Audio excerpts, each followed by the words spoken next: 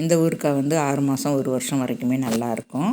நம்ம செய்கிற பக்குவத்தில் பொறுத்து தான் இருக்குது. தண்ணியே விடக்கூடாது, தண்ணி விடாமல் செய்யணும். தக்காளி ஊறுகாய் தான். தக்காளி நமக்கு எப்பப்போ மலிவாக கிடைக்குதோ அப்போல்லாம் வந்து நம்ம இதை வாங்கி செஞ்சிடலாம். செஞ்சு வச்சுக்கிட்டோம் அப்படின்னா சப்பாத்திக்கெல்லாம் கூட தொட்டு சாப்பிட்டுக்கலாம். தயிர் சாதம், சப்பாத்தி சாதத்துக்கெல்லாம் தொட்டு சாப்பிட்டுக்கலாம். வாங்க இப்போ வீடியோக்குள்ளே போயிடலாம். நான் வந்து அடுப்பில் வச்சுருக்கேன். 1.5 கிலோ கிட்ட பழுத்த தக்காளி பழம் எடுத்திருக்கேன். நல்லா பழுத்த பழமாக எடுத்துக்கிட்டிங்கன்னா தான் நமக்கு வந்து கலர் கிடைக்கும். நான் வெறும் வாணலில் தான் போடுறேன். எண்ணெய் எதுவும் விடலை. எண்ணெய் எதுவும் விட்டுக்க தேவையில்லை. நம்ம கடாயில் போடும்போதும் நமக்கு கடாயிலையும் எண்ணெய் தண்ணி இருக்கக்கூடாது.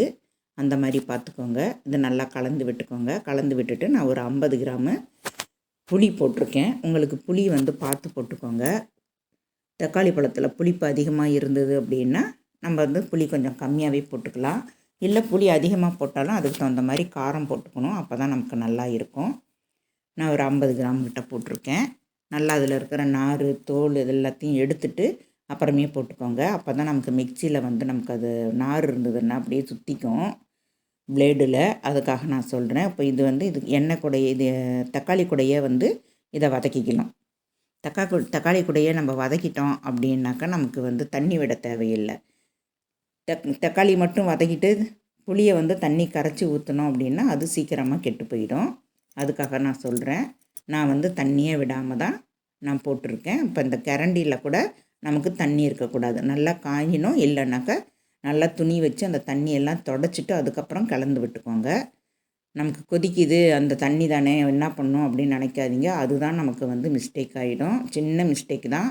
நம்ம போடுற ஊறுகாயெல்லாம் அவ்வளவும் வேஸ்ட்டாக போயிடும். இது கூட நான் வேறு எந்த கெமிக்கலும் சேர்த்துக்கல. நல்லா இந்த மாதிரி கூழ் மாதிரி வந்துடணும். இப்போ இது அப்படியே ஆறட்டும். ஆறுனதும் நான் வந்து இந்த மிக்ஸி ஜாரில் கூட நமக்கு தண்ணி இருக்கக்கூடாது. மிக்ஸி ஜாரில் தண்ணி இருந்தது அப்படின்னா ஃபேன் காற்றுல வச்சு ஆற விட்டுக்கோங்க. பகலில் செய்கிற மாதிரி இருந்ததுன்னா செத்த வெயிலில் வச்சு எடுத்துக்கோங்க. அதுக்காக தான் நான் சொல்கிறேன். மிக்ஸி ஜார்லேயும் அது கூட இப்போ வந்து நல்லா தக்காளி வந்து நல்லா வதங்கி நல்லா சுருளை வதங்கி வந்துடுச்சு. கூழ் மாதிரி ஆயிடுச்சு. இப்போ அதை வந்து நம்ம மிக்ஸி ஜாரில் போட்டு அரைச்சிக்கலாம். நீங்கள் பொடியாக கட் பண்ணினீங்கன்னா நம்ம வந்து அரைக்க தேவையில்லை. நான் கொஞ்சம் பெருசாக தான் கட் பண்ணி போட்டிருக்கேன். இதுவும் ஒருத்தங்க கேட்டிருக்கிறாங்க தக்காளி ஊறுகாய் வேணுன்ட்டு.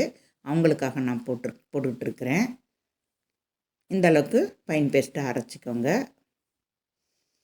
பொடியாக கட் பண்ணிட்டோம் அப்படின்னா எண்ணெய் விட்டு நம்ம நல்லா வதக்கி எடுத்துக்கலாம். அரைச்சி செஞ்சோம் அப்படின்னாக்கா இன்னும் நல்லா டேஸ்ட்டாக இருக்கும். நம்ம சப்பாத்திலலாம் தோசையிலலாம் அப்படியே தடவி போட்டுக்கலாம், தடவி சாப்பிட்டுக்கலாம் தோசை சுடும்போதே. அதுக்காக நான் சொல்கிறேன். இந்த மாதிரி பண்ணால் நம்ம அரைச்சிக்கலாம். அதனால தான் பொடியாக கட் பண்ணணும் அப்படின்னா அந்த அளவுக்கு கொஞ்சம் திரியாக இருக்கும். அந்த தோல் வந்து அப்படியே இருக்கும். அதுக்காக நம்ம வந்து அரைச்சி சேர்த்துக்கிறது நல்லது. நான் எல்லாத்தையுமே நான் அரைச்சிட்டேன். நான் சின்ன ஜாரில் போட்டதுனால 2-3 வாட்டியாக நான் போட்டு அரைச்சி எடுத்திருக்கேன். இப்போ ஒரு கடாய், அதே கடாயிலேயே நம்ம வச்சுக்கலாம். அதில் வந்து நான் 100 கிராம் எண்ணெய் விட்டுருக்கேன். இதுக்கு வந்து எண்ணெய் வந்து அதிகமாக தேவைப்படும். எண்ணெய் நம்ம அதிகமாக இருக்குது அப்படின்றதுனால நீங்கள் கவலைப்பட தேவையில்லை. எண்ணெய் எந்த அளவுக்கு சேர்க்குறோமோ அந்த அளவுக்கு தான் நமக்கு ஊறுகாய் நல்லாயிருக்கும். இப்போ வந்து நான் 1/2 டேபிள் ஸ்பூனு ஜீரகம் கடுகு போட்டுக்கிறேன். நான் 1/4 டீஸ்பூன் போட்டிருக்கேன். அதனால் வந்து 2 வாட்டி போட்டிருக்கேன்.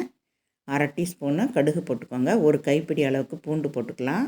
கருவேப்பிலையில் கூட நமக்கு தண்ணி இருக்கக்கூடாது. நல்லா கழுவிட்டு ஃபேன் காற்றுல நல்லா உணர்த்தி வச்சுக்கோங்க. நான் வெயிலில் காய வச்சு எடுத்து வச்சுருக்கேன். அந்த கருவேப்பிலையை தான் நான் போட்டிருக்கேன். பூண்டு வந்து இந்த அளவுக்கு வதங்கி வந்துடணும். இப்போ நம்ம அரைச்சி வச்சுருக்கிற விழுதை வந்து அதில் இது கூட சேர்த்துக்கலாம். இது வந்து நமக்கு தெரிக்கும் அப்படின்ட்டு நீங்கள் நினைக்க வேண்டாம். சிம்மில் வச்சிங்க அப்படின்னாக்கா தெரிக்காது. கொஞ்சம் லேட்டு தான் ஆகும். நம்ம அப்பப்பையும் வந்து நம்ம கலந்து விட்டுக்கலாம். கிட்டக்கவே இருந்து செய்யணுன்றது கூட கிடையாது. நம்ம ஞாபகமாக வச்சுக்கிட்டு அப்பப்பையும் வந்து நம்ம கலந்து விட்டுட்டோம் அப்படின்னாக்கா அடி பிடிக்காது. இதில் வந்து 1/4 டீஸ்பூனு பெருங்காயம் போட்டுக்கிறேன்.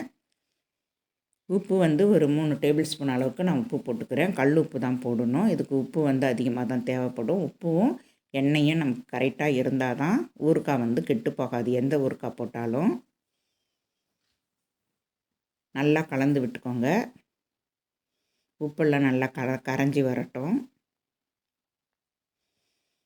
இது கூட வந்து நான் தனி மிளகாய்த்தூள் ஒரு 2.5 டீஸ்பூன் அளவுக்கு நான் போட்டுக்கிறேன். உங்களுக்கு காரத்துக்கு தகுந்த மாதிரி போட்டுக்கோங்க. இதையும் போட்டு நல்லா கலந்து விட்டுக்கலாம். மஞ்சத்தூள் நான் போடலை, உங்களுக்கு தேவைன்னா நீங்கள் மஞ்சத்தூள் போட்டுக்கோங்க. நான் மஞ்சத்தூள் போடலை. மஞ்சத்தூள் போட்டோம் அப்படின்னா அது ஒரு கலர் சேஞ்ச் ஆகும். அதுக்காக நான் மஞ்சத்தூள் போடலை. இப்போ இந்த மாதிரி நம்ம மூடி வச்சிடலாம். மூடி வச்சு சிம்மில் வச்சு நீங்கள் வந்து அதை கொதிக்க விட்டீங்க அப்படின்னாக்கா உங்களுக்கு வந்து தெறிக்காது.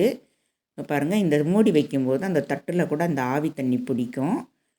அதனால தான் நம்ம டக்கு டக்குன்னு ஒரு 2 நிமிஷத்துக்கு ஒரு வாட்டி அந்த மூடியை வந்து நம்ம எடுத்துடணும். இல்லைன்னா அந்த ஆவி தண்ணியை அதில் விழுந்தாலும் கூட நமக்கு ஊறுகாய் கெட்டு போயிடும். மறுபடியும் நம்ம மூடும்போது ஒரு துணி போட்டு தொடச்சிட்டு அதுக்கப்புறம் மூடி வச்சுக்கலாம். ஒவ்வொரு வாட்டியும் நம்ம ஓப்பன் பண்ணும்போதும் துணி போட்டு நம்ம தொடச்சிடணும். நம்ம மீடியமாக வச்சோம் அடுப்பு அப்படின்னாக்கா நமக்கு தெறிக்காது, தட்டு மேலெல்லாம் தெறிக்காது. ஃபுல்லாக ஹையில் வச்சிட்டோம் அப்படின்னாக்கா நமக்கு வந்து தெரிச்சு தான் விழுந்துடும். நான் மீடியமாக தான் வச்சுருக்கேன். இந்த அளவுக்கு நல்லா கொதித்து வந்துடுச்சு பாருங்கள். இந்த நேரத்தில் வந்து எனக்கு எண்ணெய் பத்தாத மாதிரி தெரியுது. மறுபடியும் ஒரு 100 கிராமு நான் எண்ணெய் வந்து காய்ச்சிட்டு ஊற்றியிருக்கேன்.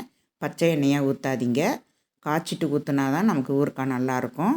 பச்சை எண்ணெய் ஊற்ற வேண்டாம். நம்ம சூடாக இருக்குது வானல்ன்ட்டு பச்சை எண்ணெய் ஊற்றிடாதீங்க. ஃபஸ்ட்டே வந்து நீங்கள் 200 நீங்கள் ஊற்றிட வேண்டாம். நம்ம மறுபடியும் ஒரு வாட்டி சூடு பண்ணி கூட நம்ம ஊற்றிக்கலாம். அப்போ தான் நமக்கு வானலில் வந்து ஒட்டாமல் வரும்.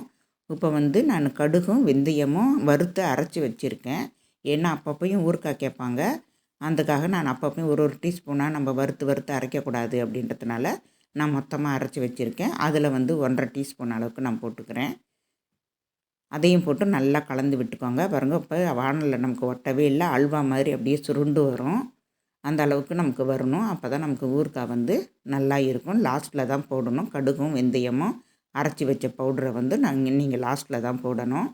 முன்னாடியே போட்டுறாதீங்க. அப்போ தான் நமக்கு ஊறுகாய் வாசம் நல்லா எடுத்து கொடுக்கும். இப்போ இதுவும் கொஞ்சம் நேரம் ஆறட்டும். இப்போ பாருங்கள், அந்த ஓரத்துலலாம் அப்படியே எண்ணெய் பிரிஞ்சு வரும். இந்த பிரிஞ்சு வர்ற டயத்தில் நம்ம வந்து ஆஃப் பண்ணிக்கலாம். ஆஃப் பண்ணிவிட்டு நம்ம பார்த்தோம் அப்படின்னாக்கா கொஞ்சம் ஆற விட்டு பார்த்தோம் அப்படின்னா எண்ணெய் நல்லா பிரிஞ்சு வந்திருக்கும். நம்ம ஊற்றின எண்ணெய் எல்லாமே பாருங்கள், நான் உங்களுக்கு கிட்டக்க எடுத்து நான் காட்டுறேன்.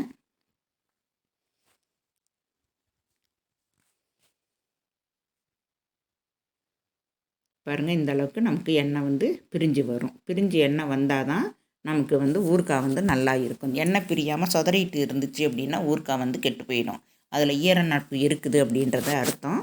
இப்போ வந்து நமக்கு எண்ணெய் வந்து நல்லா வந்து பிரிஞ்சு வந்திருக்கு பாருங்கள். நல்லா ஆற விட்டுட்டு நம்ம கண்ணாடி பாட்டிலில் போட்டுக்கலாம்.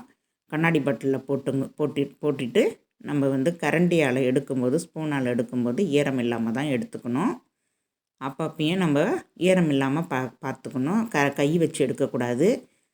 கண்ணாடி பாட்டிலில் போட்டுக்கோங்க. இல்லை அப்படின்னாக்கா ஒரு பிளாஸ்டிக் கண்ணாடி பாட்டில் இல்லை அப்படின்ற பட்சத்தில் நீங்கள் பிளாஸ்டிக் டப்பாவில் கூட போட்டு வச்சுக்கலாம். எனக்கு அவங்களே கொடுத்துட்டாங்க பாட்டிலு. அந்த பாட்டிலையே நான் போட்டு தரப்போகிறேன் அவங்களுக்கு. இந்த வீடியோ பிடிச்சிருந்தால் லைக் பண்ணுங்கள், ஷேர் பண்ணுங்கள், சப்ஸ்கிரைப் பண்ணுங்கள். மறக்காமல் பெல் பட்டன் அமுக்குங்க. தேங்க்யூ.